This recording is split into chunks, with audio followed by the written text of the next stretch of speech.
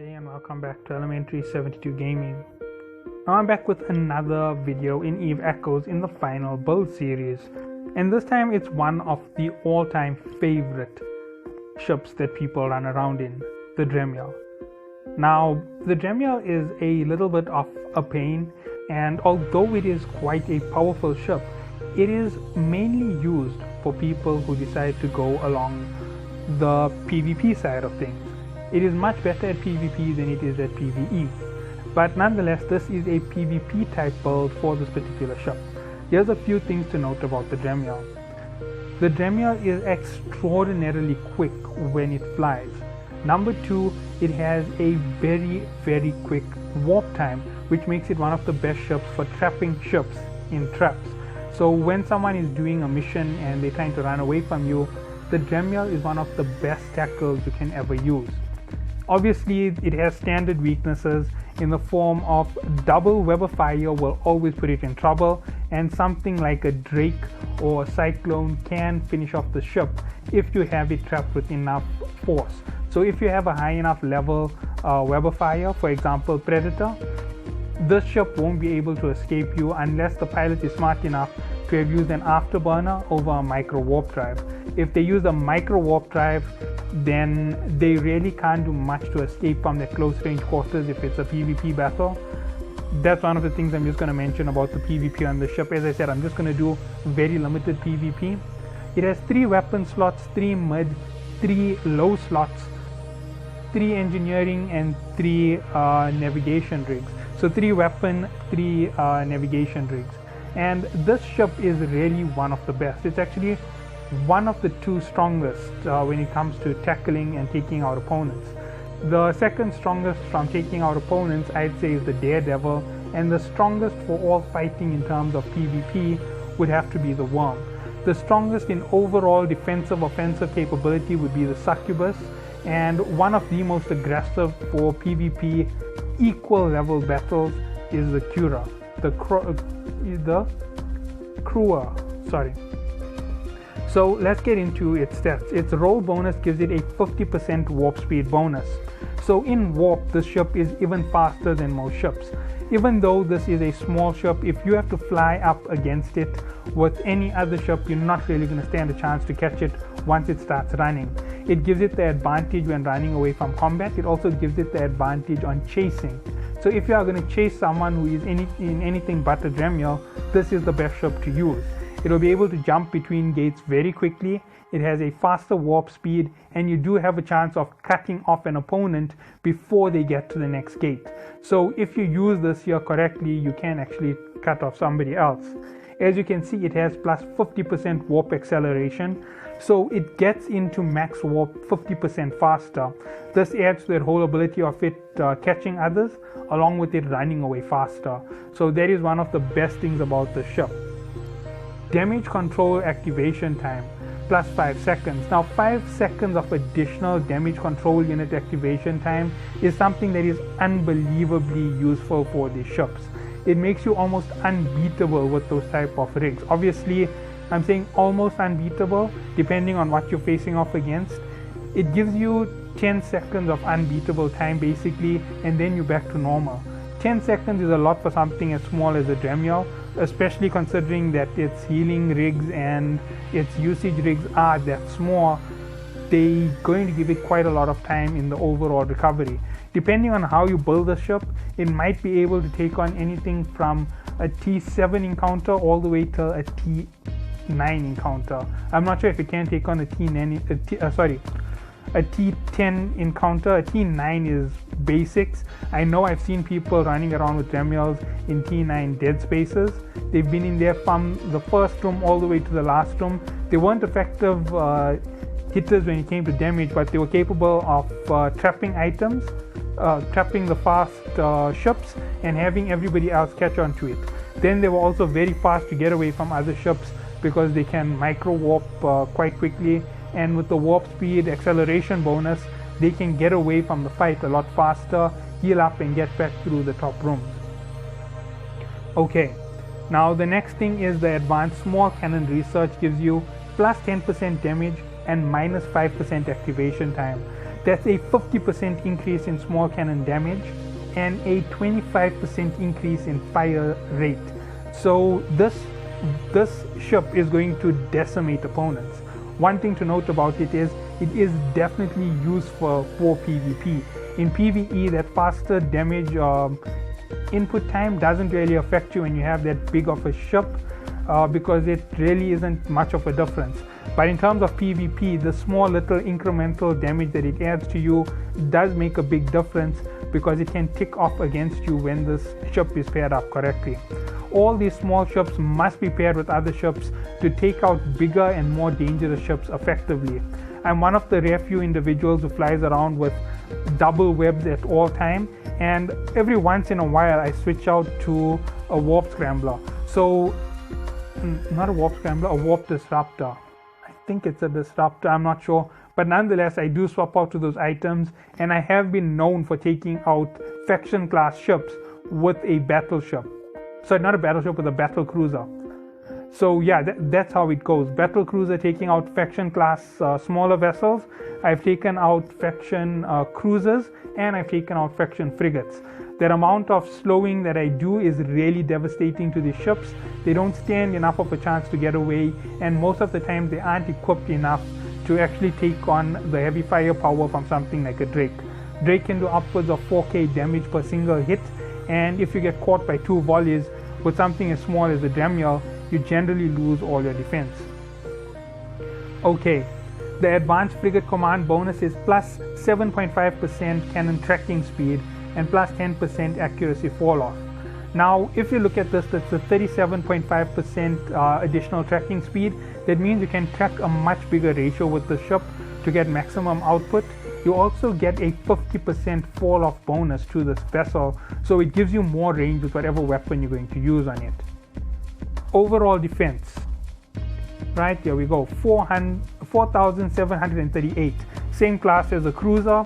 It is going to be highly effective against cruisers because of the particular reasons that it has. It's faster than most cruisers, which gives it a massive fall off of damage. It is quite fast in its fire rate, so it is going to have quite a bit of firepower being applied. It also has all those advantages when it comes to running away, so using it in groups where you're in an unsafe area is quite a good thing to do, because you more than likely will escape. Nice. Next thing about it is it has a 5 AU warp speed. Remember, there is 50% increase, that gives you a 7.5 AU warp speed on the ship. Power grid output is 61 megawatts. Remember, you have to add in everything from engineering to get this up to maximum levels. That's going to put it just past the 85 megawatts of total grid power. That's something to note about the ship. It is in that class of power. Capacitor is 639 gigajoules. Cargo hold is 260 cubic meters and 113 meter source radius. The Dramiel is the most long-standing and commonly used ship design in the Angel Cartel. Okay, never mind. I just want to go through some of its resistances. I know it is most probably a shield tank.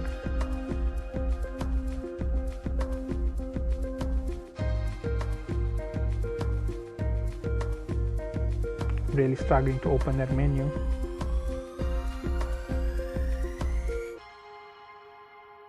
Okay, right, let's look at it. Shield and armor are identical on the ship, so you can always use shield for a little bit of a safety. It's a small ship, it's always better to go with the shield. Maximum locked targets, that's because my research isn't right and I don't own it. Flight velocity 477 meters per second. Now looking at all of this, that 477 plus its warp acceleration and all of that, remember that will play a part in how I put it up and what I say you should put on it. And remember that this makes a difference depending on where you're taking it. If you're taking it for PvP, remember that you will always go with an afterburner over a micro warp drive, because a micro warp drive may give you a lot bigger boost in speed, but in that small close corners fighting, people tend to use warp disruptors and bubbles. That's going to knock out your ability to use those modules, and it will affect you throughout your combat. So let's go into the small cannons first, and let's look exactly what we're going to do. Now we have two options when it comes to cannons. We can go close range or we can go long range. So let's look at the B type in the small cannons. Okay, this is optimal 1.2, accuracy fall off 5.1. Auto cannons are the faster firing cannons. Remember, it does knock off 25% of the firing time. That will give it a 3-second firing bonus, plus the knockoff from everything that you're going to put into research. That's going to really drive down that activation time. You might have something like a 2-second activation time on this vessel for firing. The overall damage output standard is 32 DPS. Increase it with your weapon upgrades from the shop of 50%. That's going to give you an additional 45 DPS per weapon. You also have to increase it with your research. So take that 45% all the way up to somewhere near 60 DPS. And there's 3 ships, so 180 per hit. 180 is going to absolutely decimate anything that gets in your way. That's what you have with just the small autocannons. Now that's the medium autocannons, large autocannons, and let's go to strike cannons. Strike cannons are for a little bit more range, but you don't really have to worry about taking on the big ranges with this. Remember, it has quite a distance added to its accuracy fall off. So let's look at this. 13 megawatts of weapon. The other one was 12, so it's 36 knocked off from its 61, almost 85 at maximum. This one here takes off 39 instantly in the start. Firepower of 20 DPS, fire time of 8.5 seconds. It isn't really going to suit this weapon, but you could use this weapon for a little bit bigger range. You don't need it with the ship in particular. That's why I'm not going to suggest the long range strike cannons, even though it is a viable option for you. Alright, moving on to the mid slots.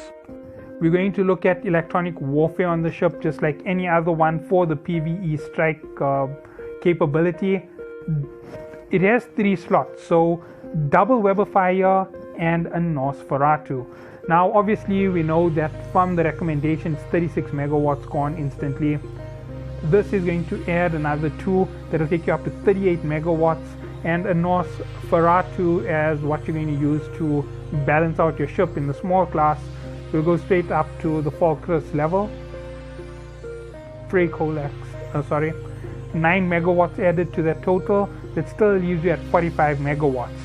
That leaves you with almost 40 megawatts to do with on your low slots, and here goes for what you're going to do in PvE. Now here's something to note. You can use it with a micro warp drive. These are all the catches with the micro warp drive. If a small ship catches you with a warp scrambler, you're finished. You're going to drop out of warp. You won't have the speed anymore. If you get knocked in PvP with a warp scrambler, you don't have your speed anymore. You get webbed on top of that, you're dead. It's that simple. You have to be very careful about how you balance out your speed. So let's look at shield boosters. Now this is one where I will do something a bit risky. We have 40 to go. Small is 6. Let's see what medium is. I haven't checked up on this. I know that you can overfit some of them, but let's go looking at it. 58, it's too big.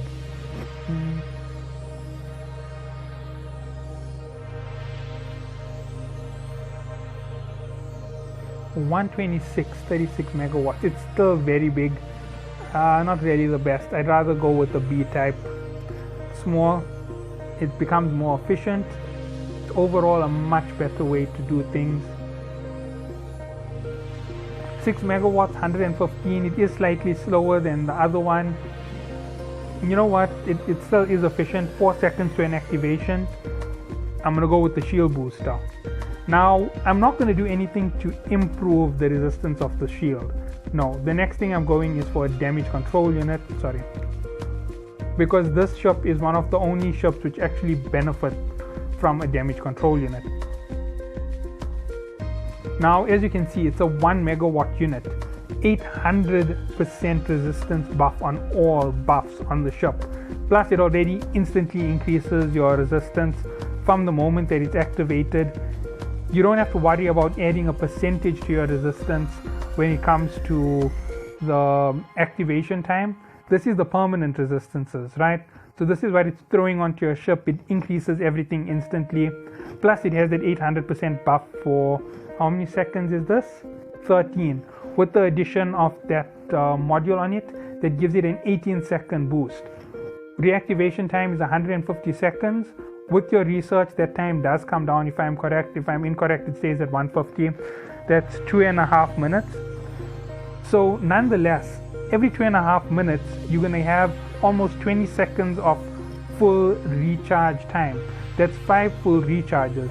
At 115, adding all the bonuses, that will make it somewhere near 145, 155. 150 times 5. Yeah, 555 without taking any real damage during that time. That's a massive amount of healing to go through. With the shield booster, that is a real big thing to add to your ship. Plus the shield booster can remain active throughout all of your fighting thanks to the Nosferatu. That is purely for close range combat in PvE. Now the last thing to put on these ships, because of their unnatural speed, is an afterburner. If you put anything but an afterburner, you will run into trouble. So B-type afterburner, small obviously. As you can see, 16 megawatts. It's not killing your power grid. You still have 20 megawatts extra on top of it. If you do find that there is a way to augment one of your skills to another level, you can try and do that for the ship. Now, for the particulars of this vessel, when it comes to rigs, your combat rigs are going to be double damage, 1 range, right? Or double damage, 1 acceleration, or 1 damage, 1 range, 1 acceleration. The reason for that is quite simple. If you can fire faster and fire harder, this ship becomes a much more effective weapon in your arsenal. And last but not least is the navigation rigs.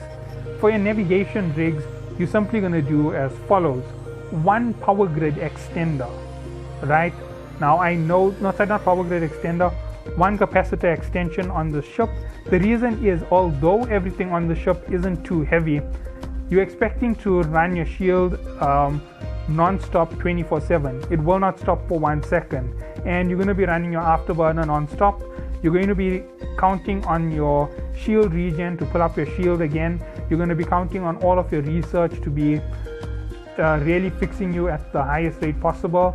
Plus you also have the afterburner to give you that speed boost to reduce your damage. All of this plus the damage control unit means you are going to have a heavy draw to your capacitor. So that is why this is one way you're going to increase your capacitor.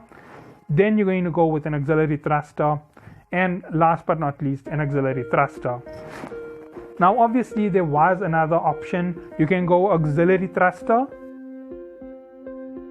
and you can go with a increase in shield booster and an increase in the capacitors on the ship. Those are your options for the ship for a PvP role. I hope you all do enjoy, and I hope you all do make this beast for PvE. It isn't a very good ship for this role, by the way. It is effective and can be effective up to T9, but it is not guaranteed to survive. So I hope that you all do enjoy, and catch you all in the next one.